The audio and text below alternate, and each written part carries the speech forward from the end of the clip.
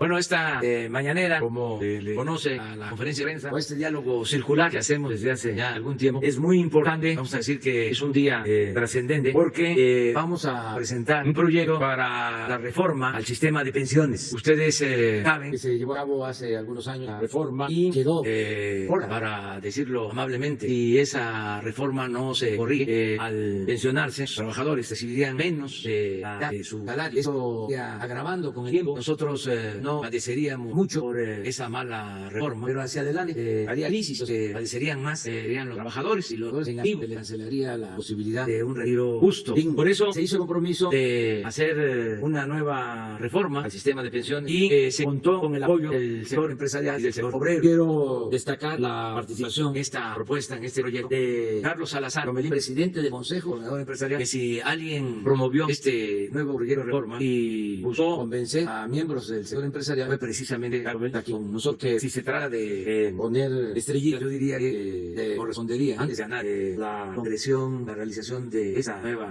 propuesta de reforma, a Carlos Salazar Lomelín, presidente del Consejo Coordinador. Él ha venido haciendo labor, trabajando durante un año. Incluso hemos tenido diferencias en el último tiempo, nos financiamos por la sana distancia, es público y notorio, y sin embargo él continuó trabajando, hablando con los representantes del sector empresarial y siguió abierta la comunicación, el diálogo con el gobierno federal a través del secretario de Hacienda, Arturo Herrera. Siguieron trabajando en la presentación, en la elaboración de este proyecto, y fue también muy importante contar con el apoyo del senador Carlos Aceves del Olmo, que es el secretario de la Confederación de Trabajadores de México. El senador Carlos Aceves ayudó. Entonces se fue logrando este acuerdo, construyendo ese acuerdo para la presentación del proyecto que hoy se va a dar a conocer. Es tan importante esta noticia que invitamos, respetando la autonomía que tiene el Poder Legislativo, invitamos tanto a Mario Delgado, presidente de la Cámara de Diputados, como a Ricardo Monreal, presidente de la Cámara de Senadores, porque esa iniciativa tiene que ser aprobada por el Poder Legislativo. ¿De qué será? Bueno, vamos a exponerlo.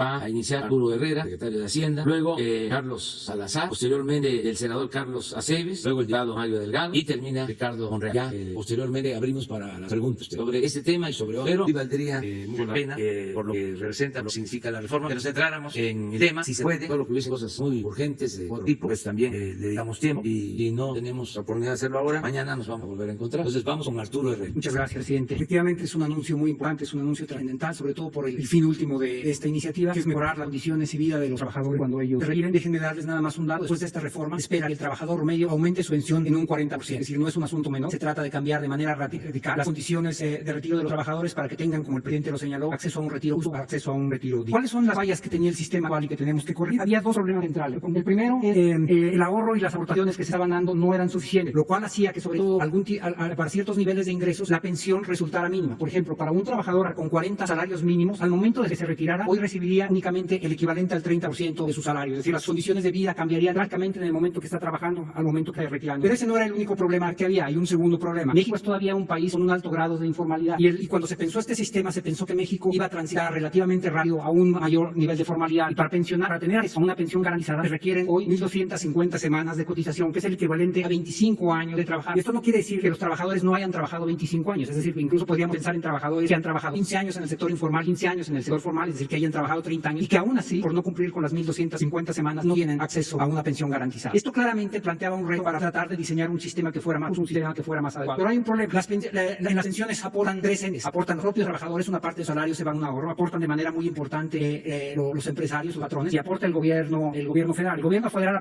a través de diversas bolsas aporta primero al sistema de pensiones, aporta más de 700,000 millones de pesos al año al sistema de pensiones del ISSSTE, más de 300,000 millones de pesos al año al sistema del IMSS. Entonces, una discusión que siempre se da y que a veces hace que las reformas se vayan retrasando es en el nuevo mecanismo cuándo se va a aportar, quién va a aportar. Y algo que ayudó a facilitar la negociación fue, como señaló el presidente, la actitud extraordinariamente proactiva del presidente del Consejo Coordinador Empresarial, que asumió que tiene que haber un empresariado ahora con mucha más conciencia social y que les correspondía a ellos dar el primer paso y el plan. No solamente están los presentes, sino también los dos presidentes de las juntas de coordinación política, tanto de la Cámara de Senadores como de la Cámara de Diputados, que tendrá que tener un tránsito. Ahora, ¿cuáles son los objetivos de la propuesta y qué es lo que se está dando llegar? La primera es, como yo señalé, que va a elevar la tasa de reemplazo de los trabajadores en un promedio de 40%. Y los trabajadores que menos recibían, que eran los que tenían hasta 5 salarios mínimos, van a aumentar de un 31% a un 54% su tasa de reemplazo. Es decir, va a aumentar más o menos en un 70% lo que ellos estaban recibiendo. La segunda es, hay un cambio muy importante, es no nada más va a haber más recursos para las pensiones de los trabajadores, sino que el límite inicial para que puedan recibir una pensión garantizada va a bajar de 25 años a 15 años. Después va a ir subiendo paulatinamente, pero es reconocer que hoy un número importante de los trabajadores, aunque hayan dedicado una vida a trabajar, no alcanzan el mínimo para tener una pensión garantizada. Ahora, la pregunta relevante es cómo se se va a obtener y la forma en la que se va a obtener es un aumento en la aportación total de 6.5 al 15%, y la cual se va a elevar fundamentalmente por un incremento paulatino de la aportación de los patrones de 5.15% hasta 13.87%. En un periodo de 8 años, los patrones van a incrementar en 2.7 veces lo que ellos aportan para el retiro de los trabajadores. La aportación que hace el Estado mexicano en este rubro no va a cambiar, va a tener un cambio de composición que explicaré en un segundo, pero el compromiso del Estado no está retirando. Pasamos a la siguiente. Entonces, ¿cómo está el sistema actual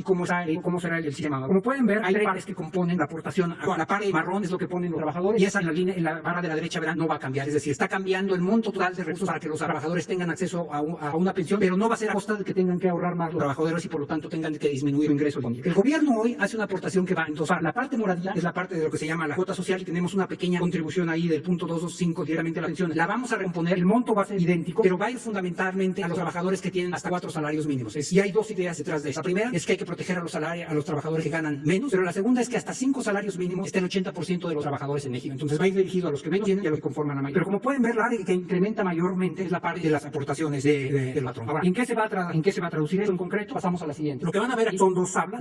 Lo que van a ver son dos tablas. La tabla de arriba lo que tiene es actualmente para cada uno de los niveles de unidades de medidas de actualización, lo que se llamaban antes salarios mínimos, ahora difieren ligeramente. ¿Cuánto recibe cada trabajador? Un trabajador que tiene hasta un salario mínimo recibe hoy, y sí trabajó 25 años, recibe el 68% de un salario mínimo, más el 34% de su ingreso viene por la pensión de adultos mayores. La pensión de adultos mayores otorga a todos los adultos por arriba de 68 años y que es permanente al tener ahora a ser asegurada como un derecho constitucional. Tiene un impacto muy importante en el retiro de los trabajadores, fundamentalmente en los de 1 y 2 salarios mínimos. Representa el 34% y el 24% de su salario. Si ven, por ejemplo, concentrémonos en el último, en el de 5 UMAS, ese solamente tenía una tasa de reemplazo del 31% y el de 4 UMAS de 35%. Es decir, estos trabajadores estaban recibiendo apenas un tercio de lo que estaban ganando al momento de retirar. Con la nueva propuesta de reforma, esto va a incrementar. Como podrán ver, para 1 y 2 salarios mínimos van a tener incluso un poquito más, considerando la pensión de bienestar para los adultos mayores, de lo que estaban recibiendo ahora. Y para todos los demás van a incrementar de manera sostenible. Con esto van a tener una pensión que se acerca muchísimo a los salarios que tenían al momento de retiro y que les permite retirarse en condiciones dignas y justas. Y pasamos a la siguiente. Esto va a cambiar no nada más para los que llegan a los 25 años de haber estado cotizando, sino va a cambiar también para los que tienen únicamente 15 años de haber estado cotizando. Y como pueden ver, y comparamos la línea café con la línea roja, van a tener niveles muy similares de pensión, a pesar de que en la línea café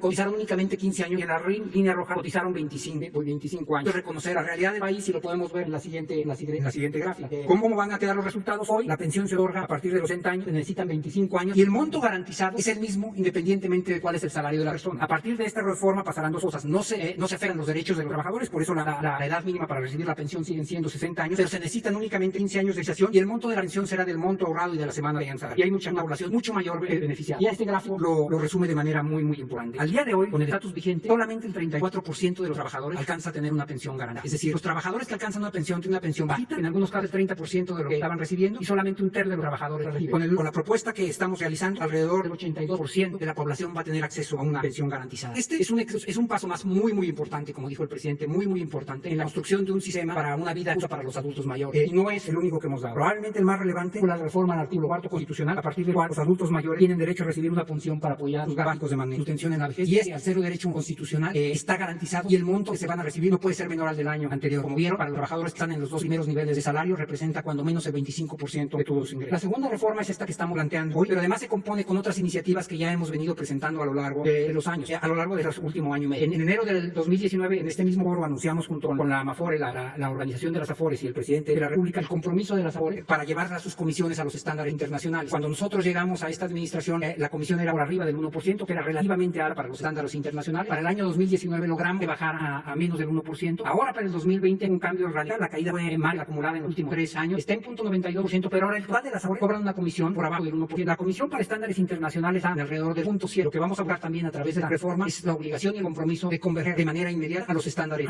internacionales. Y finalmente había otra reforma que nosotros habíamos planteado, que enviamos al Congreso hace ya algunos meses. Fue aprobada una versión de ellas en la Cámara de Diputados, o la Cámara de Senadores hicieron alguna modificación y está ya para su revisión final en la Cámara de Diputados, y es la que va a permitir cambiar el régimen de inversión de las AFORES. Lo que esto quiere decir es que los ahorros que están para el retiro de los trabajadores puedan invertirse en activos y les den un rendimiento mayor. Tanto el punto 3 como el punto A lo que están buscando es que los rendimientos de las AFORES aumenten, pero vayan a dar a los trabajadores, que no se queden necesariamente en las administradoras. Y esto suma a los acuerdos iniciales, donde se está buscando mejorar el nivel de vida de los mexicanos en su etapa de adultos mayores. Muy buenos días a todos. Muchísimas gracias por la invitación, señor presidente. Es un honor para mí esta mañana aquí ante todos ustedes en lo que yo también considero un hecho histórico para mí. Pensar en México, pensar en el trabajador, pensar en su gente, y hacerlo a través de acciones como la que hoy se anuncia es verdaderamente trascendente. Vamos a tocar la vida de más de 20 millones de mexicanos. Yo quiero destacar, porque creo que la explicación del secretario de Hacienda sido muy clara. Tres que a mí me parecen trascendentes el mañana. El primero es que los empresarios que anunciamos desde febrero de este año un documento de dimensión social y elegimos llegar al presidente, por cierto, estamos con los demostrando nuestro interés en México, nuestro interés en los trabajadores y nuestro interés de unirnos a una cruzada nacional, a un llamado de la autoridad y del presidente de la República por mejorar las condiciones sociales de la mayor parte de nuestra población. Esta es una muestra fehaciente, clara, de ese compromiso y de esa dimensión social del empresariado mexicano. Creo que eso es enormemente relevante y eliga que todo nos interese el bienestar de México y que al final, cuando trabajamos en colaboración, cuando trabajamos unidos, cuando trabajamos definitivamente con ese objetivo fundamental de buscar el bienestar de nuestro país, somos capaces de encontrar soluciones a problemas añejos, soluciones creativas, innovadoras, que nos permitan ese fin último de elevar el bienestar de los mexicanos con las acciones y con el trabajo. A verlo además en el momento en que históricamente estamos pasando la crisis de salud más grande que hemos tenido, cuando menos en nuestra generación. Hacerlo en medio de una crisis económica, algo infringida, porque no la jugamos. La hicimos porque vimos el bienestar óptimo de la gente, de los mexicanos, y eso nos provocó un problema económico. Hacerlo en este momento tan difícil, creo que adquiere mucho mayor trascendencia. Porque eso es pensar en una visión de futuro, y es pensar sin duda en una visión de lado. Es tratar de encontrar que fuera de la coyuntura hay cosas mucho más importantes que hacer y mucho más importantes por resolver. Así que yo destaco el hecho de que este trabajo en colaboración con los empresarios haya podido dar lugar a él. También yo quiero reconocer que no ha sido un trabajo de una persona. Agradezco las palabras del señor presidente, pero ha sido el trabajo de muchísimas personas que se han unido dentro del sector empresarial, que hemos podido de alguna manera, todos en conjunto, con nuestras propias diferencias y discusiones, encontrar lo más importante, que es una solución a un problema trascendente. Yo agradezco enormemente a las 12 organizaciones que conforman el sector empresarial, que son coordinados a través del trabajo del CCE, el apoyo israelí que le han dado a esa propuesta. Aquí han estado los comerciantes, los agricultores, los industriales manufactureros, los exportadores, las mini compañías, las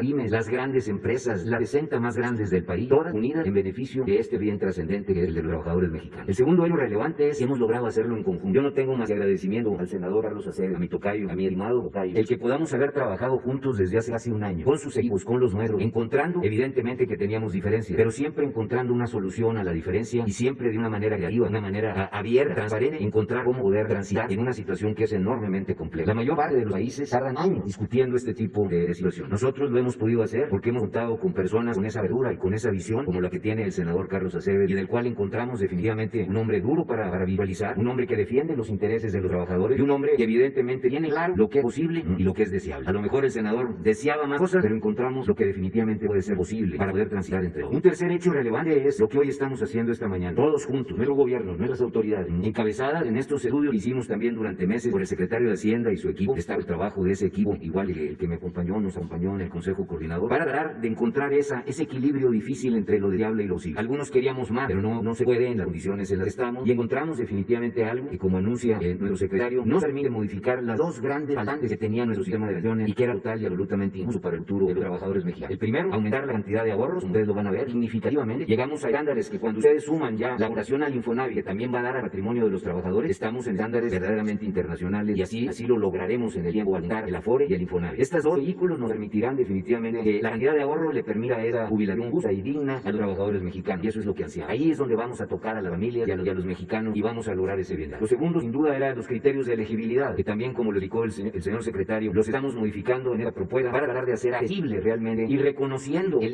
la situación del mercado laboral en México, en donde cruza constantemente de la formalidad a la informalidad un trabajador durante los años de vida y de trabajo. Estamos reconociendo eso, haciendo más ágiles los criterios de elegibilidad. Pero también es destacable en este trabajo de la autoridad, y yo destaco la presencia del senador Monreal, de nuestro amigo diputado Mario Delgado, porque esto lo tenemos que hacer en conjunto. Esperamos, y es otra de nuestros grandes deseos, que esa propuesta pueda pasar en el Congreso, sin duda con las mejoras que los legisladores piensen que todavía la propuesta debe tener, pero que se logre pasar, porque es un beneficio para México. No me queda a mí más que agradecer una vez más al presidente que nos haya invitado de mañana, que nos permita trabajar de nuevo juntos y en colaboración. Tenemos muchísimas cosas que hacer, muchísimos proyectos que modificar. Tenemos una lista amplísima de cosas en las que podemos influir e influir positivamente. Yo vuelvo a decir que las organizaciones del sector empresarial y el Consejo y los empresarios de México quieren el beneficio del país, quieren verdaderamente atacar los problemas fundamentales de nuestro país, y vamos a tener muchos otros problemas por delante que resolver. Me gusta decir que cada solución encuentra su propio problema, y entonces esta solución tendrá otros problemas que resolver, entre ellos el de la informalidad, que tanto agrega la productividad, la eficiencia y estructura muera de las jubilaciones, cuando no podemos ingresar a todos esos mexicanos a tener un trabajo justo, digno, donde su valor agregado sea reconocido, y donde todo, al final, pensemos en nuestras familias, pensemos en nuestras comunidades, pero arriba de todo, pensemos en el bien de México. Muchas gracias por la oportunidad.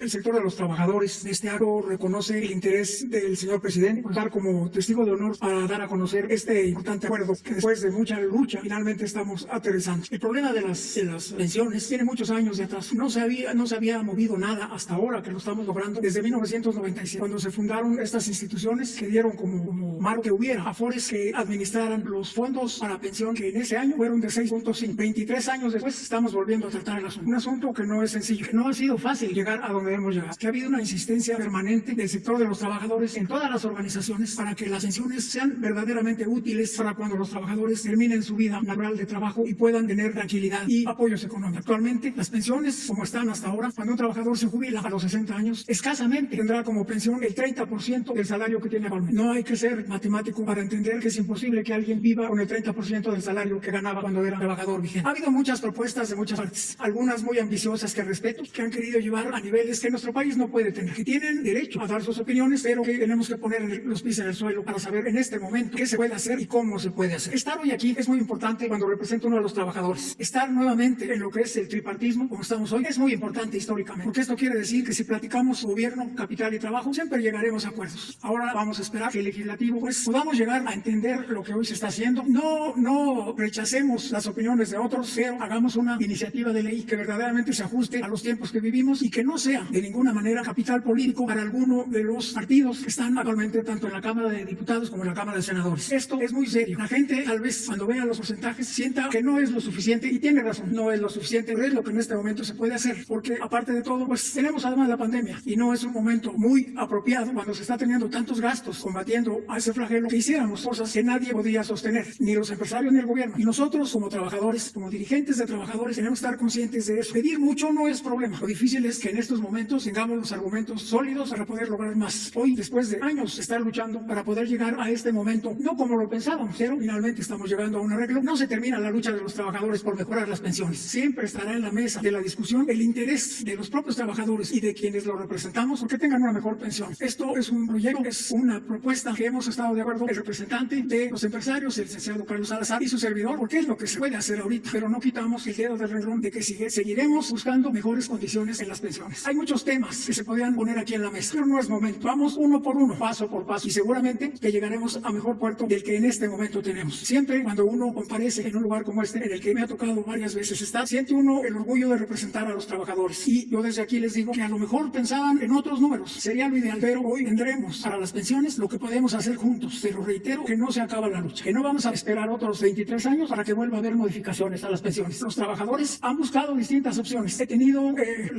la oportunidad de leer algunas de ellas. Sería asombroso que eso se pudiera lograr, pero es imposible. Cuando se habla de que se aumente 50 puntos, pues es imposible. Lo que está hoy, lo que va a aparecer mañana en los medios seguramente es lo que se puede hacer. Y yo desde aquí le digo a las trabajadoras y trabajadores de México que pusimos alma, vida y corazón en esta discusión. No es fácil la relación entre empresarios y trabajadores, pero tampoco es imposible. Y hoy lo estamos demostrando. Podemos hacer cosas y con el aval del gobierno de la República, pues a ver quién nos para. Muchas gracias.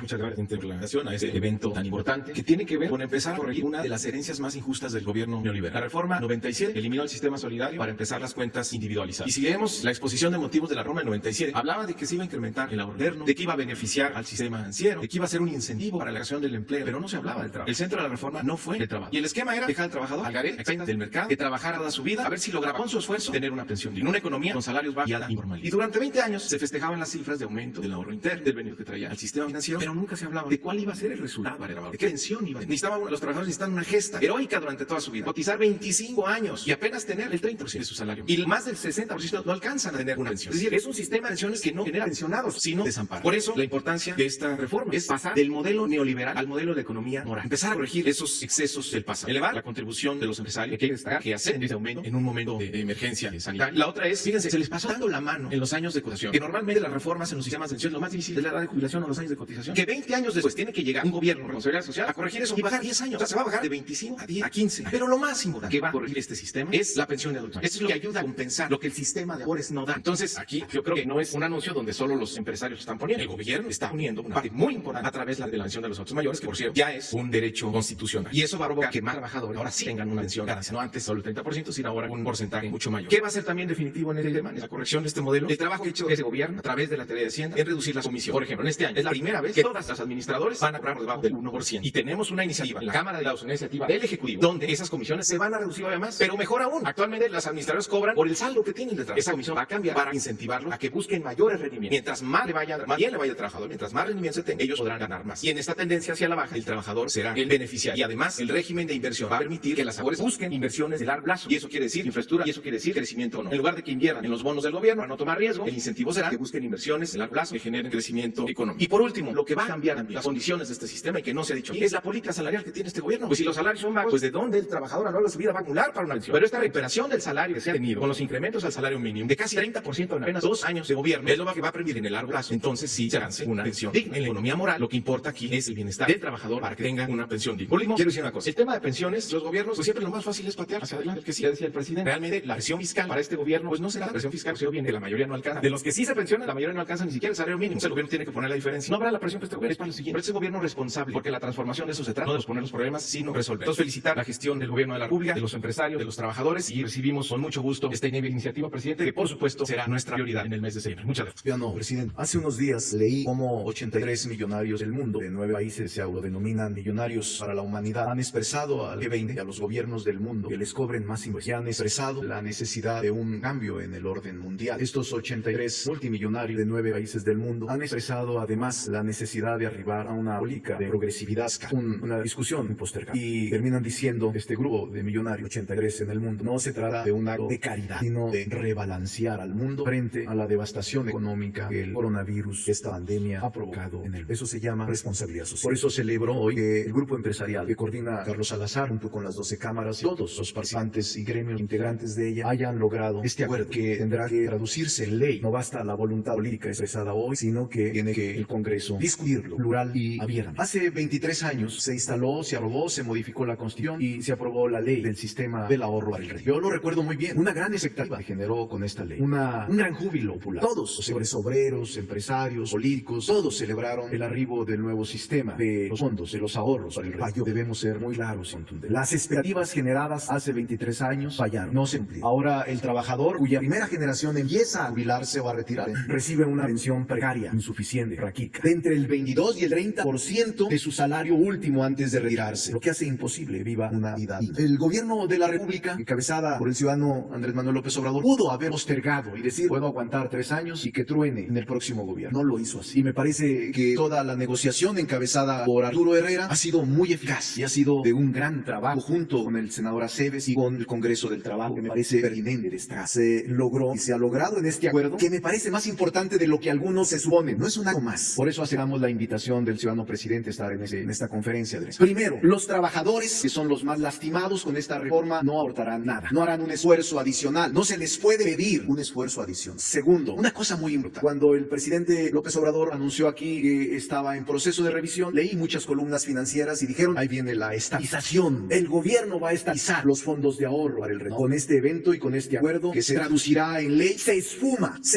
el fenómeno y el fantasma con el que asustan de la nacionalización o estatización de los fondos de ahorro de los trabajadores. Segundo, tercero, aumentan los recursos, son nuevos los recursos que fortalecen al fondo para al sistema. Cuarto, una cosa fundamental e importante, se incrementa el número de trabajadoras y trabajadores con pensión garantizada. Repito, con pensión garantizada. Quinto, se aumenta eso que le llaman la tasa. Es importante esta tasa de reemplazo, porque como sexto lugar o sexto punto diríamos, se reduce la cotización de semanas para aspirar a una pensión. Actualmente son 1,250 semanas, 25 años. Y una cosa importante les digo, en este momento, si alguna persona tiene 1,249 semanas, le falta una y se quiere retirar, opera lo que llaman negativa de pensión. Es decir, no se le al retirarse o nada. Se le regresa lo que ahorró y simplemente se le ignora por el sistema de salud. Ahora no, si se aprueba por el Congreso esta propuesta, bastarían con que coticen 350 semanas, es decir, promedio de 15 años, y tendría garantizado el trabajador o la trabajadora la pensión. Pero además, una cosa importantísima, el sector patronal, los patrones aumentan su aportación de 5.5, que es actualmente, a 15.88, que durante 8 años se irá incrementando paulatinamente hasta lograr. Décimo, se disminuye la ganancia de las AFORES, o llamándola técnicamente, se disminuyen las comisiones. Yo tuve la oportunidad de conocer la propuesta apenas hace unas horas y me sorprendió grandemente que el ciudadano presidente de la República dijo, no, las comisiones no pueden esperar, tienen que estar cuando menos en estándares internacionales. Es decir, no pueden cobrar en México más las AFORES que en todos los países del mundo. Y cuando aquí arrancaron con 2.7 hace 20 tantos años de punto porcentual de comisiones, que era una cantidad impresionante, debemos reconocer que las AFORES han venido disminuyendo en sus comisiones hasta llegar, tienen distinta gradualidad, pero hay un promedio de 0.9, menos del 1%, y según escuché del ciudadano presidente, no es infidencia, dijo él, que se genere un estándar internacional al mundo 7, porque además, como punto adicional, 11 o 12, les puedo decir que en la Cámara de Diputados y en la Cámara de Senadores tenemos una ley para diversificar los fondos fondos de pensiones de las AFORES, porque actualmente no pueden invertir en todo. Hay restricciones y me parece realmente que las AFORES puedan invertir en fondos que le reditúen más a las cuentas de los trabajadores. Quiero expresar en estos 12 puntos que escuché rápidamente del secretario de Hacienda y que nosotros en el Congreso, ya sea la Cámara de Diputados o la Cámara de Senadores, quien actúe como Cámara de Origen, estoy seguro que los grupos parlamentarios distintos podrán y estarán muy conscientes de la necesidad de fortalecer este sistema del ahorro. Voy a proponer en la Junta de Coordinación Política que si nos llega la iniciativa pronto, podamos hacer reuniones de conferencia entre diputados y senadores y con la participación del sector económico y del sector obrero, saquemos honradez esta iniciativa que es desde mi punto de vista el inicio, no la solución, pero el inicio para resolver un problema. Felicito al gobierno de la República, pudo haberlo postergado y dijo vamos a enfrentarlo y a resolverlo juntos por los trabajadores. Enhorabuena, doctor. Muchas gracias. Pues ya está planteado. Abrimos para preguntas. Buenos días y a todos los invitados. Teniendo arte de Pasión por los Negocios, Política y Rock and Roll Radio, Lobos de Sonora. Voy a preguntar sobre el tema. Nada más, señor presidente, ya en alguno que y le quiero pedir por favor. Vengo de Sonora presente para tratar algunos temas de mi estado con la relación de la gira que va a hacer. Por cierto, que va a ser muy bienvenido a nuestro lado. Evidentemente, mañana habría oportunidad, si me da chanita, ¿no? Porque voy a preguntar sobre el tema de la reforma que me parece muy trascendente. Quiero felicitarlos a todos de presente porque se trata de una reforma de maldiciones que evidentemente embona mucho con la lógica del Estado de bienestar y con la lógica de la economía moral que ha estado planteando. Ahora, son tres preguntas muy rápidas. La primera es, pues, ¿dónde está el truco, no? Precisamente porque todos ustedes están planteando una muy favorable de la reducción de 25 a 20 años en términos de lo que es la cotización, la posibilidad de que los trabajadores accedan a más dinero en términos de lo que es la pensión, y por supuesto está lo que no les va a costar más.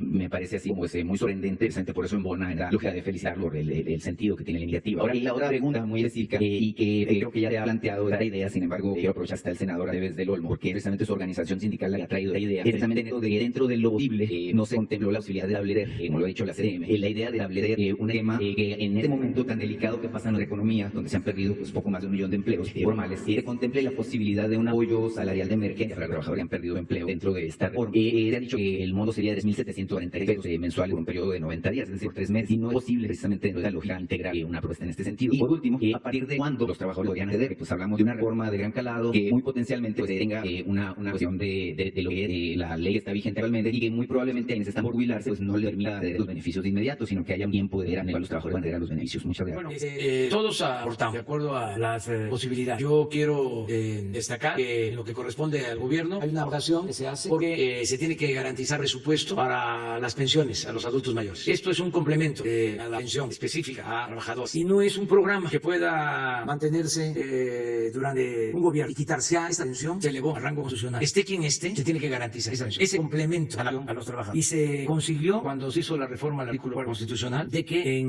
un transitorio se estableciera, así es escrito, de que nunca puede ser menor que esa pensión a la anterior. Es decir, siempre va a ser más. Esto es un componente importante porque es como un seguro adicional. Si le va bien a la país, a la economía nacional y tiene más ingresos el gobierno, si administra bien, si evita la corrupción, si hay, pues va a poder liderar más fondos al bienestar y puede incrementar más ese año con año. Puede año con año enviar al Congreso, en este caso a la Cámara de la aprobación de la iniciativa para una aprobación mayor al monto de la pensión universal. Eso es algo importante. Lo otro, considero también muy importante, es lo de las comisiones, que vamos a estandarizar. Que se hablaba mucho de la economía global, pero era distinto el trato entre los países. En este caso, no es posible que el sector financiero cobre más por la administración de las pensiones en México que en otro país. El que ahora tenga un porcentaje estandarizado de acuerdo a lo que se cobra de comisiones en el mundo es un avance importante. También como lo mencionó aquí Ricardo, quienes pensaban que íbamos a taxar de la pensión, pues no fue ese propósito, era buscar un mecanismo justo con las mismas administradoras, con las AFORES, pidiendo que todos participáramos y ayudáramos. Y desde luego la contribución más importante es la ganancia de los empresarios, porque ellos incrementan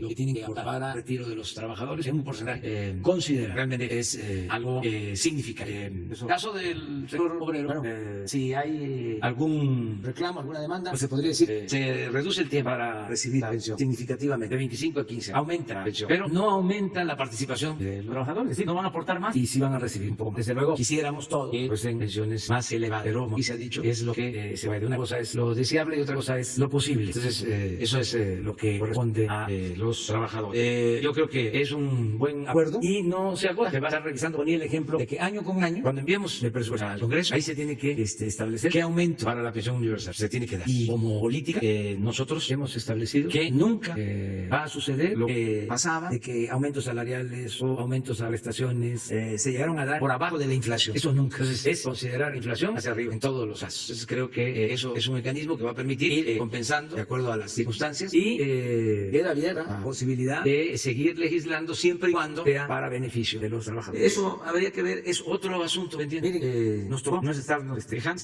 porque nosotros hacemos los retos, los desafíos. Estamos planteando la transformación de México. Poca si se va a lograr. Imagínense el desafío que representa desterrar la corrupción del país, enfrentar esa tanto daño hecho. Bueno, pues es un desafío. Ahora estamos enfrentando también una herencia de algo que se hizo mal y estamos corrigiendo. Otra cosa que se hizo mal fue el que se llevó a cabo esa reforma, la que se mencionó, que si por una situación de emergencia despide un trabajador, les corresponde solo un mes de salario. Esa reforma la hicieron no en el sexenio pasado, en el otro no estaba así, no era así, se aprobó. Entonces no podemos todo, ahí vamos a ir poco a poco. En este caso lo que se hizo fue llamar a la solidaridad de los empleados y han respondido de que no despidieran a sus trabajadores. Muchos mantienen a sus trabajadores ya en una situación también difícil. Muchos no han cerrado sus establecimientos comerciales, sus pequeñas empresas por sus trabajadores. El caso, por ejemplo, de restaurantes, en donde ahí están los meseros trabajando, claro, en una situación precaria, porque si están al 20%, al 30% de su capacidad, pues había una compensación, una propina, que ya no reciben, que les ayudaban. Todo eso les ha afectado mucho. Pero hay que reconocer que muchos empresarios, la gran mayoría, ¿por qué digo que la gran mayoría? Porque antes del COVID estaban inscritos en el Seguro Social 20.500.000 trabajadores y ahora son 19.500.000. Tú hablaste de 1 millón de empleos perdidos. Bueno, 1 millón de empleos perdidos de 20.500.000. ¿Esto qué significa? Que la mayoría de las empresas se mantienen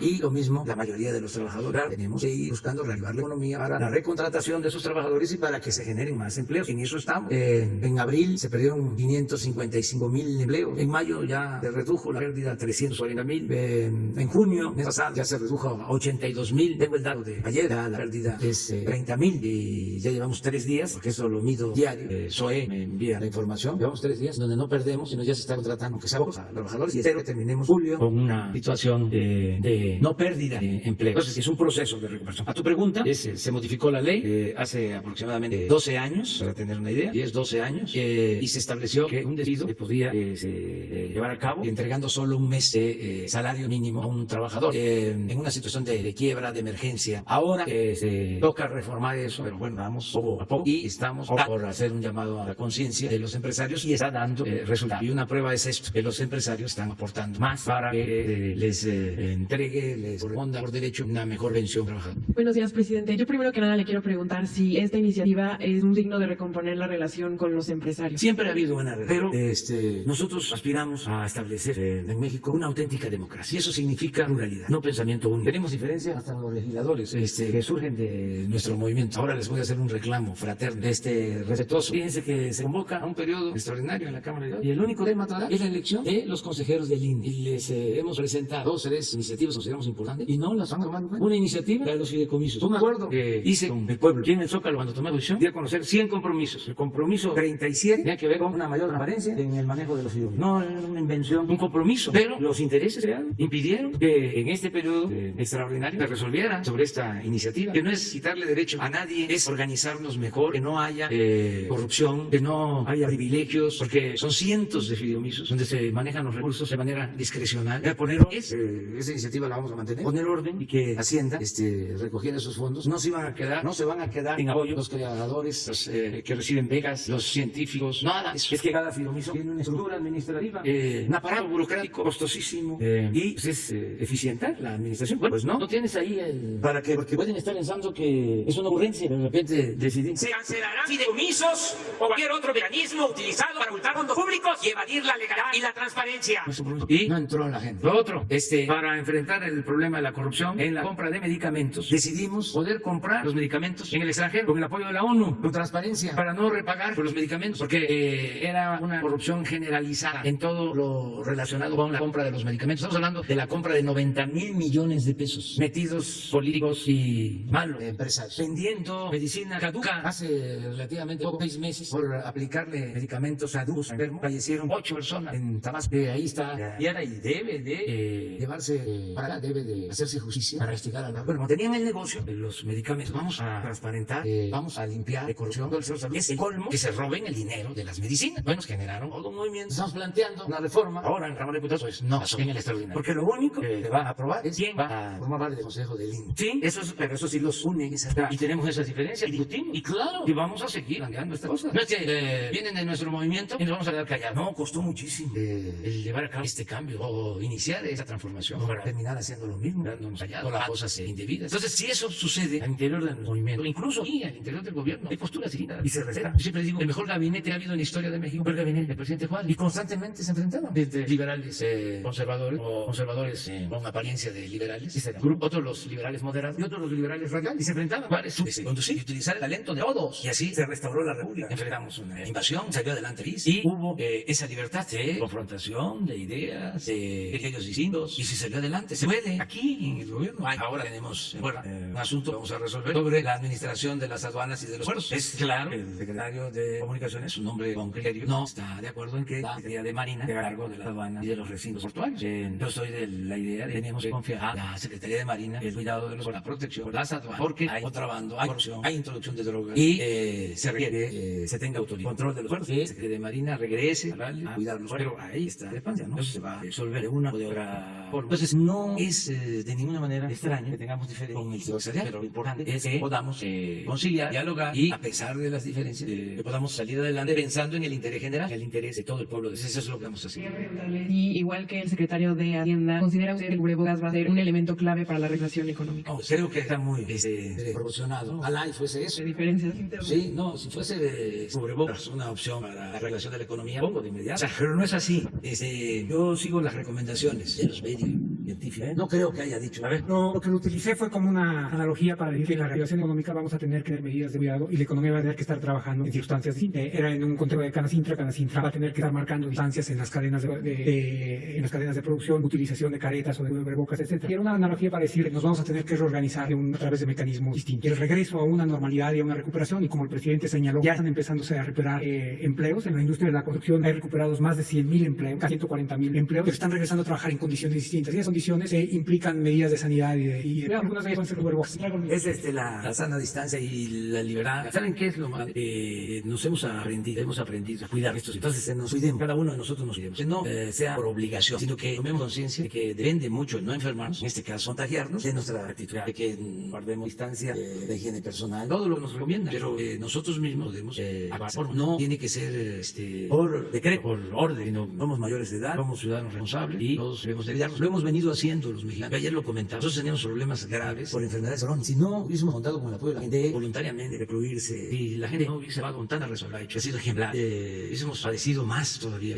Y no es cubrebocas, solamente un periódico, esto ya lo voy a hablar, que pone a de Trump sin cubrebocas, y tantos mueren de Bolsonaro de Brasil sin cubrebocas, tantos mueren, y al presidente de México sin cubrebocas, tantos, como si eso tuviese una relación. Primero, pone a otros que se ponen cubrebocas, manda a jefes de con menos fallecidos. Para empezar, no toman en cuenta la población de cada país. Muy feo y mal gusto en las comparaciones cuando se trata de personas fallecidas. No queremos que nadie pierda la vida, pero en proporción a nuestra acción, lo nuestro ha ido superando con el apoyo de la gente. Entonces, no es solo el cubrebocas, tiene que ver con una serie de factores de todo. Y aquí nos ha ayudado mucho, repito, la presión de la gente, que puede decir, a ver, ¿cómo están los países en cuanto a enfermedades? Pero nosotros hemos desgraciadamente padecido más por eso. Estos enfermos se ha afectado más la pandemia. Eso duele mucho a hipertensos, a diabetes, a obesidad. Todo esto que nos está dando mucho. Que le dije, y lo rico, en la plática al presidente Trump, es una vergüenza. Tenemos otras pandemias, nada más que no se habla de las otras pandemias. Con todo respeto, Estados Unidos en primer lugar en obesidad, México segundo lugar en obesidad en el mundo. Y hay otro dato que es fuertísimo. Nuestro país en primer lugar en obesidad infantil. Eso no salió en la plática. Nos quedamos nada más en la gracia, porque tampoco voy yo a ir a exponer penas, pero tenemos que aprender eso. Es el momento. Y hacer lo que nos están recomendando los científicos, los médicos, también tenerles confianza. El equipo que está haciendo lo de la pandemia en México es de lo mejor del mundo. Estamos hablando de premios nacionales de ciencia, de investigadores del más alto nivel mundial, con estudios de posgrado en las mejores universidades del mundo. No hay, de veras, gobiernos tan asesorados, tan apoyados por científicos de la más alta calidad como está sucediendo en México. Y desde el principio quedó constancia, nos entrevistamos por teleconferencia con los dirigentes del G20. Yo les planteé de que los políticos no éramos todólogos, no éramos sabelodólogos, que había que recurrir a los científicos para enfrentar la pandemia. Desde hace tiempo. Entonces, ahí vamos a esto. ¿Qué tal, presidente? Buenos días, de Radio Educación. Sobre este asunto de las pensiones, me gustaría saber si en este nuevo esquema continuarán las sumas como las unidades para medir el salario mínimo en nuestro país. Y la segunda, tuvo a cabo era la señora Juanita Pérez, madre del niño Dylan, que fue un niño de 2 años, 8 meses, que fue robado de un mercado en San Cristóbal de las Casas en Chiapas. Vino desde ayer y vino hoy nuevamente y pide en una entrevista con usted su intervención. Me gustaría saber si se la recibirá o qué tipo de apoyo se le va a dar. En este caso, que incluso ya involucra un asunto mayor, porque en la búsqueda de este niño se dio con una red de trata de menores y se rescató a 23 infantes a raíz de ese caso. Sí, ya te contesto eso y luego Arturo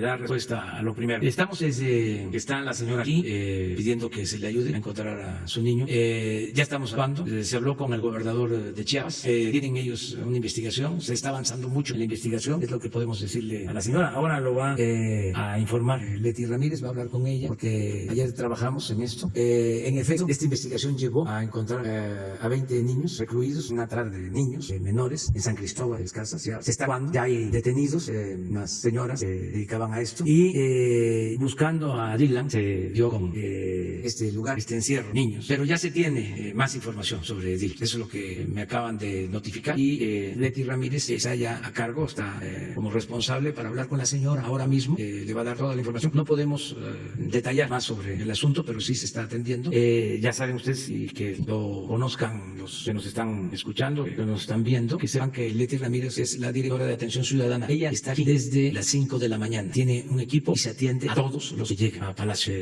Nacional. Para que se dimensione la importancia que tiene la atención ciudadana, conozco a Leti desde hace casi 30 años y le pedí que nos ayude en eso. Fue también la directora de Atención Ciudadana cuando vi jefe de gobierno en la Ciudad de México. Entonces, no porque esté aquí, porque solo esté atendiendo a la gente de la fuerza, se le considere una servidora pública menor. No, es del más alto nivel, porque de algo tenemos que hacer los servidores públicos es escuchar y atender a la gente. Entonces, lo otro... Sí, gracias. En México, como en la mayor parte del mundo, cuando se instauraron los sistemas de salario mínimo, tenían un objetivo muy específico, que era garantizar un nivel de bienestar mínimo para la población. En México, el salario mínimo empezó a tener una segunda función, que era como unidad de medida. Por ejemplo, multas se ponían en salarios mínimos en los juzgados cívicos, los créditos de los trabajadores estaban en salarios mínimos. Para aumentar el salario mínimo, si no hubiéramos desvinculado estas dos funciones, lo que hubiera pasado, por ejemplo, en el caso de los créditos, es que aunque hubieran estado pagando por 6-7 años, el saldo del crédito hubiera aumentado. Entonces, lo que se hizo fue dejarle al salario mínimo su función fundamental, y como fue señalado aquí, el salario mínimo ha crecido casi 30% en los últimos 2 años. Si no se hubiera desvinculado el crédito, hubiera subido 30%, y generar una unidad de medida por separado, que son las sumas para todos este tipo de cosas. Así es que no tienen ahora un efecto en ese sentido. Sí tiene un efecto secundario, porque el porcentaje que se está poniendo para la pensión, y aquí estábamos hablando de poner hasta un 15%, es un porcentaje del salario. Al aumentar el salario mínimo, va a aumentar no nada más lo que se está aportando a la pensión, porque aumenta la contribución, sino también porque el salario es más grande. Una más sobre esto, sobre el tema, y porque tenemos que firmar el documento. ¿Cómo? Aquí está el consejero jurídico. ¿Cuándo tendría la iniciativa? A ver. Vamos a enviarla de inmediato a la Cámara de Origen, que va a ser la Cámara de Diputados. La tenemos esta misma semana por allá. Vamos a hacerlo de inmediato, no hay ningún problema.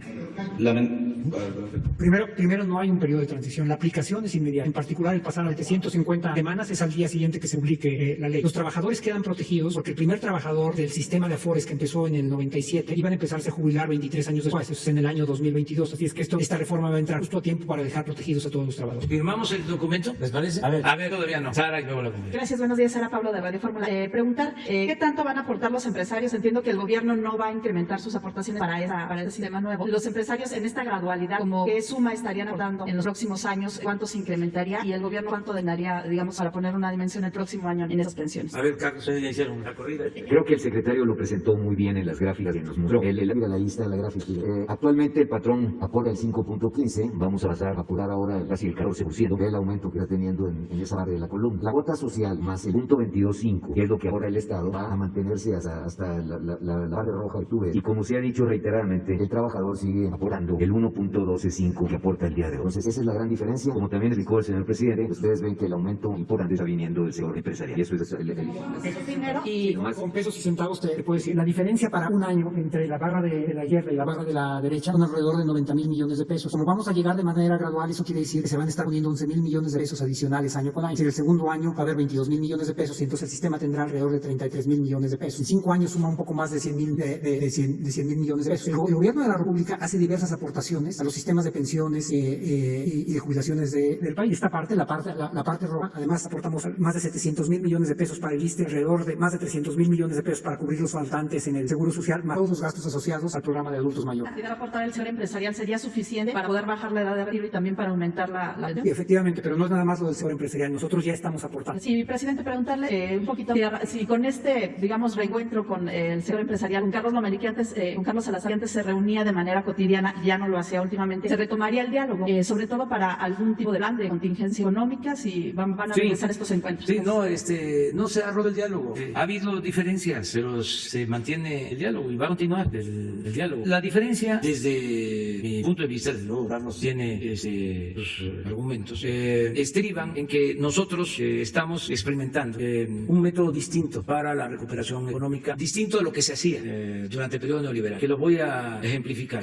Antes la recuperación se daba de arriba hacia abajo, mejor dicho, la derrama económica se daba de arriba hacia abajo. Ese era el esquema. Nosotros lo que estamos haciendo es imprimir recursos, aportar recursos de abajo hacia arriba, hasta donde lleguemos, de abajo de la pirámide poblacional hacia arriba y de manera directa. Entonces, así estamos planteando que vamos a recuperar con el complemento arriba de lo que se logró con el Tratado de Libre y con la reactivación económica a partir de obras de infraestructura, como el aeropuerto, el Tren Maya, el Istmo y muchas obras se están realizando también sin aumentar impuestos, sin aumentar el precio de los combustibles. Imagínense nada más lo que representó durante el periodo de crisis, el que bajó el precio de los combustibles, eso en beneficio de todos y en beneficio desde luego de la economía, porque de 20 pesos el litro llegó a 15, a 16 y se pudo haber creado un mecanismo para decir vamos a mantener el precio de la gasolina. Yo ofrecí que no iba a aumentar en términos reales, no dije que iba a bajar, sino que no iba a aumentar en términos reales. Luego entonces, ahora que estamos comprando la gasolina a menos precios en el extranjero, la gasolina que importamos, pues, ese diferencial se convierte en un impuesto especial para el COVID y de ahí financiamos y dijimos no, bajamos. Entonces son mecanismos distintos y le tenemos mucho miedo a que se aleje aquello de que se rescata a empresas o a bancos o a instituciones financieras en quiebra, porque eso nos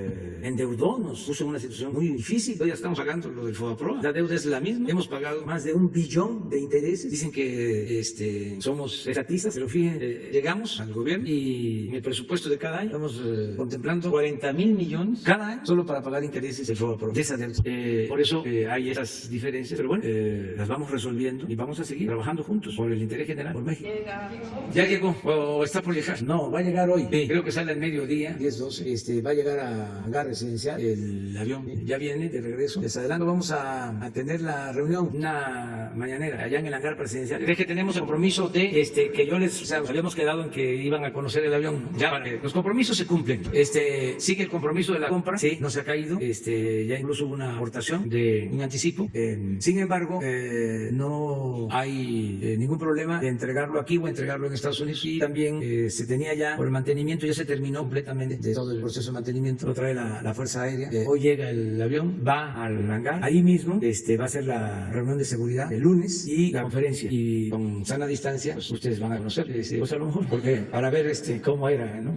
La vida antes del cambio. Una más y ya. Gracias, presidente. Kaila Rosafel, corresponsal del Grupo Gili, Invasión de Sonora, La Crónica de Mexicali, Frontera de Tijuana. Pues aprovechando que ahorita estaba hablando del presupuesto, preguntarle si ya hay avances para el presupuesto federal de 2021, si ya se está trabajando en eso, qué cambios podemos esperar, qué proyectos para combatir la crisis económica que ha dejado el coronavirus, y preguntar qué pueden esperar los estados y los municipios del presupuesto que viene. Esa sería una primera pregunta. Una segunda ya muy rápido, es sobre lo que sucedió en Baja California con el decreto que publicó el gobernador Jaime Bonilla para eliminar el cobro de la casera de la carretera de Playas de Tijuana. Sin embargo, la SSE y CAPUFE retomaron el control de la caseta mediante un operativo con la Guardia Nacional y la Armada de México. Incluso el gobernador ha pedido la renuncia del secretario. Entonces, solamente preguntarle cuál es su postura sobre este tema, ya que es una caseta federal, y pues sobre esta solicitud del gobernador. Gracias. Bueno, acerca de esto último, tenemos muy buena relación con el gobierno de Baja California. Es nuestro amigo, el gobernador de Baja California, Jaime Bonilla. Viene con nosotros en lucha. Lo estimamos. Pero hablábamos de la democracia, de que no hay uniformidad, hay discrepancia, se tiene que garantizar el derecho a disentir, hay pluralidad. Y tenemos que acostumbrarnos a eso. Solo en la dictadura no se puede discrepar, se protesta con los bienes apretados, no se puede hablar. Esas son las dictaduras. La democracia no, hay libertad. Lo está elevado a rango supremo, es la libertad por encima de todo. Y es casi prohibido prohibir que todo el mundo se exprese, que todo el mundo se manifieste. Pero en este caso no coincidimos con la decisión que tomó el gobernador de Fostromi, porque consideramos que no se puede con un decreto de un gobierno estatal cancelar un derecho, una facultad que le corresponde al gobierno federal. Imagínense si eso fuese así, ahora que vienen las elecciones, pues todos los gobernadores, ¿no?, sacarían decretos para que no se cobrara en las caseras, APUFE o el sistema federal. Sí, pero en este caso sí, un decreto para que no se cobre el IVA. Entonces eso no se puede. Además, no es conmigo, es con la ley. Nosotros ya presentamos una controversia institucional y va a ser el Poder Judicial el que va a resolver. Pero eso no significa pelearnos, no, es discrepar, tener puntos de vista diferentes. Si no podemos hacer esa acción. Lo primero que preguntar, perdón. Esto es también muy interesante que se sepa, porque ahora que he estado recorriendo los estados y lo voy a seguir haciendo, hay gobiernos locales que le echan la culpa a la federación de que no pueden hacer obras, no pueden resolver las demandas de la gente porque no se les entregan los recursos de la federación. Y eso no es cierto. Aquí está el secretario de Hacienda, tiene instrucción para que se entreguen puntualmente las participaciones de la, lo que por ley corresponde a estados y municipios. ¿Y estamos al corriente o no? Estamos al corriente, y no solamente estamos al corriente, sino que las participaciones son recursos que están estimados en función de lo que se recauda. La recaudación puede subir o puede bajar, en un año como este puede bajar, pero hay un mecanismo de compensación que es el FEIEF, y les hemos venido aportando recursos a través del FEIEF. Hay un compromiso además del gobierno federal, estamos a punto de formalizarlo, para que estas aportaciones que se hacen a través del FEIEF, que se venían haciendo de manera trimestral, las vamos a hacer ahora de manera mensual, entendiendo las circunstancias. Si es que se han estado recibiendo los recursos, ni siquiera es un tema de voluntad, por ley las fechas están fijadas por ley. No se han dejado de entregar las participaciones a los estados y a los municipios. Segundo, existe un fondo, sí, como en lo federal existe un fondo para estabilizar el presupuesto en una contingencia como lo del COVID, un fondo de 150,000 millones de pesos. Así, para el caso de los estados, tienen un fondo que maneja la Secretaría de Hacienda de un poco más de 60,000 millones de pesos compensatorio. Entonces, al bajar la participación, porque se tiene menos recaudación participable, se les entrega este fondo. Ya se está entregando este fondo a todas las entidades. Pero además, el gobierno federal está invirtiendo, entregando de manera directa apoyos en todos los estados. Solo en créditos a pequeñas empresas, pues ya deben de haberse entregado alrededor de 30,000 millones de pesos. Nunca en la historia se habían entregado de manera directa los créditos a pequeños empresarios o empresas familiares, del sector formal y del sector informal. Nunca en la historia. Pero esto, aunque todas las tardes hay información, ojalá que se difunda más. Ahora que voy a ir a Sonora, voy a informar en Cajeme, municipio de Cajeme, municipal en Ciudad Obregón. Voy a informar sobre toda la inversión federal en Sonora, que es muchísimo lo que estamos destinando de inversión federal a Sonora, a la gente de manera directa, ya sea créditos, apoyo a productores, apoyo a adultos mayores, apoyo a personas con discapacidad, becas. Además puedo decir que todos los que estudian preparatoria en Sonora y en cualquier estado tienen sus becas. A nivel nacional, 11 millones de becas. Nunca en esto se habían entregado tantas becas. Y todo esto también lo digo porque aplicamos un plan de austeridad republicana y hay muchas protestas. Pero imagínense, con esta forma de gobernar tenemos ahorros, por eso no padecemos de falta de camas, de equipos en hospitales. Por eso pudimos contratar, y no se ha dicho lo suficiente, ha informado lo suficiente, a 50,000 trabajadores de la salud en 3 meses, porque no teníamos especialistas que se tuvieron que formar, enfermeras, otros trabajadores de la salud. Entonces, ¿de dónde sale todo este recurso? Bueno, pues de no permitir la corrupción, de la austeridad. Entonces es una visión distinta, el que tengamos una sociedad mejor por ser más justos, que a todos nos llegue el resuelto, que es lo que se está llevando a cabo. Ahora sí, vamos a firmar, ya nos vemos mañana. Muchas gracias de nuevo a Carlos Salazar, a Carlos Aceves, a los representantes de la Cámara de Diputados, de la Cámara de Senadores, el trabajo de Arturo, de todo su equipo. Muchas gracias también a los dirigentes empresariales de otras organizaciones que conforman el Consejo Empresarial, que ayudaron. Tengo entendido, porque aquí nos informan, ya no hay CISEN, ya no hay espionaje, pero sí hay inteligencia, y vienen a informarnos de cómo se están haciendo las cosas. Y Carlos entrevistó con muchos empresarios pequeños, medianos, grandes empresarios. Se logró esto en el sector empresarial por consenso. Lo mismo el apoyo de la CDM y de otras organizaciones obreras, de trabajadores. Entonces sí, es un avance. Adelante.